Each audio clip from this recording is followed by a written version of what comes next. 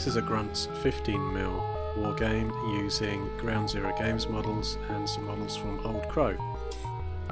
We ran this game as a scenario game where this convoy of high mobility wheeled vehicles, Ground Zero Games models, made their way down a highway to the back of a built-up area, and that was their objective.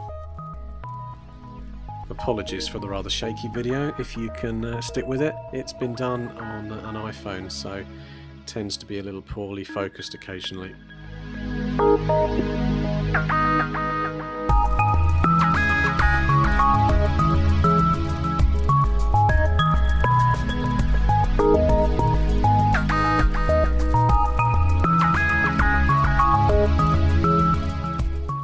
My opponent Kevin here had a series of Cyclops heavy walkers, a couple of hover tanks there from Old Crow models.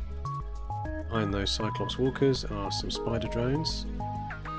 He also had a Grav sled there that he was using to move his mortar units around. That's a unit of powered armour troops. There's my finger.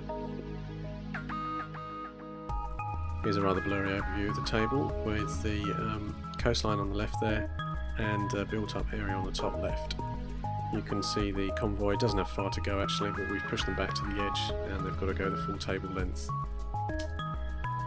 Packed into that heavy APC, the one on the top right of the picture at the moment, are the powered armour troops. That's called a phalanx heavy APC. Heavy APCs in the game Grunts have 2 transport slots, and a powered armour infantry troop of 6 figures takes up 2 slots.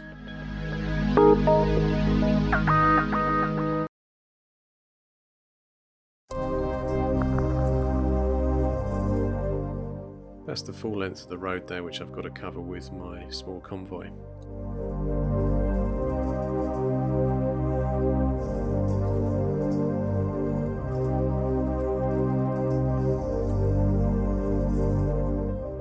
There's my destination building with a couple of bits of terrain just thrown down for good measure. The terrain is a bit sparse on this table. We could actually do with some hedges, maybe some walls and things around the built-up area.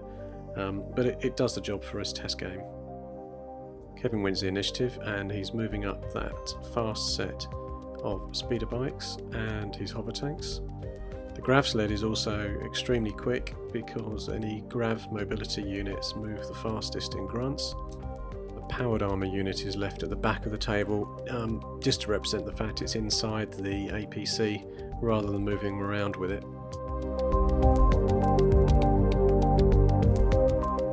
My first move just takes them further down the table towards the built-up area.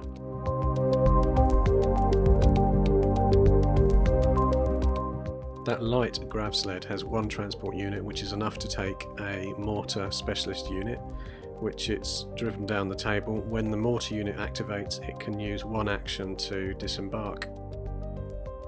A unit of cavalry is that speeder bike set there. Cavalry units come in sets of 4 and tend to be faster and lightly armoured units. Now activating the mortar, it disembarks the Grav sled and sets itself up ready to take some covering fire against the troops as they enter the city area. We've now sped forward to Kevin's second turn and the Grav sled is moving back to the table edge ready to pick up the other mortar unit. It's taking a double move, so it has to sacrifice some of that movement to be able to make a turn, but it still gets right to the edge. He's potentially being a bit cheeky with how he's just quickly remounted and activated that mortar unit because it can only move 4 inches at a time. At a guess, I'd say that was more like 6 inches that he moved it, but I'll let him have it. For simplification in the game Grunts, all infantry units move at just 4 inches, but they can take 2 actions a turn, which is equal to a run, so if they take 2 moves they get 8 inches across the board. This only applies to the infantry units. All the other units in Grunts, like the flyers and various vehicles, tanks and support vehicles, all have their own movement based on the mobility they've got, either wheeled, walking, hover, tracked or Grav. At this early part of the game, it's all a case of moving as quickly as you can, so most things are moving at their double move rates, which means they're taking both of their actions in a turn. to get as far across the board as possible.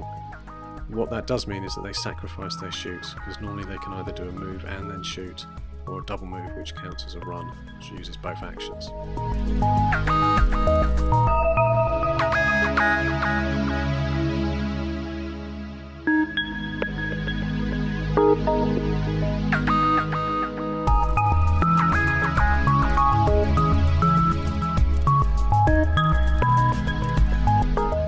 That Cyclops unit's moving on me there, and also this is a powered armour unit, again moving the double move of 8 inches, which means they are running. It seems like quite a long distance for a 15mm model, but remember, normally when they're up close and personal they can only make a 4-inch move and then shoot, so they lose that extra mobility they get during the first few turns of the game where things are getting into the engagement level.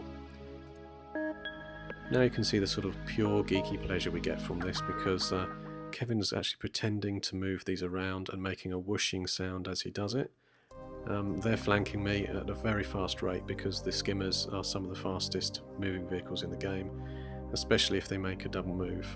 So that's his double move made there, and he's done it in the fashion of a child playing with figures. And now this is me trying to film them as if they're moving fast past the camera. If in your mind you could just add £1 million of special effects to that, it would look brilliant.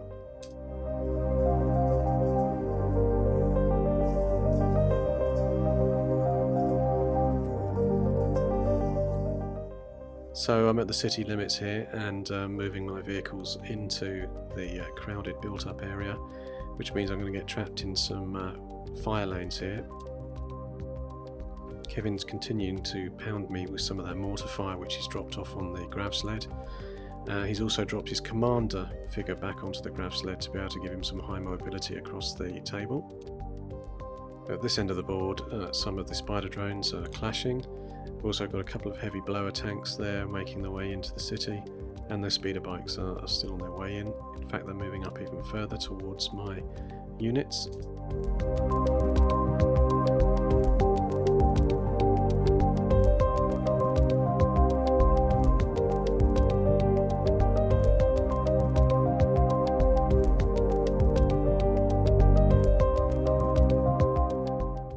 The Grunts game which I'm designing uses these profile cards during the game to represent the models. They're a bit heavy on ink. You can download them for free if you join the Yoo-Hoo group, but the way I use them here is within these plastic sleeve holders from Ultra Pro. It means you can just put the dry white marker on there, mark the damage points, and then reuse them, so you don't have to keep reprinting these cards for each game, and it does save on the ink cartridges. My Phalanx high mobility tank, which has the mass driver cannon, the longer cannon on the top, has just taken a second hit from the heavy blower tank. And I'm just rolling the criticals there. I roll a d6 for each of those 3 systems, armour, engine and tech. If I'd rolled a 1 because I'd lost my first C critical box on any of those systems, it would have been destroyed, and that has an effect on the tank for the rest of the game if it loses a system. If you lose your armour system, it reduces the soak of the model, which means any time it takes damage it's likely to get more damage through to those damage grids. If you lose your tech, it reduces your targeting computer systems and related weapon systems, so it's harder to shoot at things. And if you lose the mobility, it means the unit cannot run at flank speed anymore. It can only make a single move on a turn rather than a double move. At this point I've disembarked the powered armour unit from that heavy APC, and they're starting to whale down some damage on the speeder bikes. This new Israeli unit is taking some pot shots also at the speeder bikes, and there's a major clash because we're up close and personal with these 2 sets of tanks. I lose a Phalanx tank, and then due to some unforeseen organisational issues we had to end the game early. It was also a weeknight. You made it to the end, thanks for listening.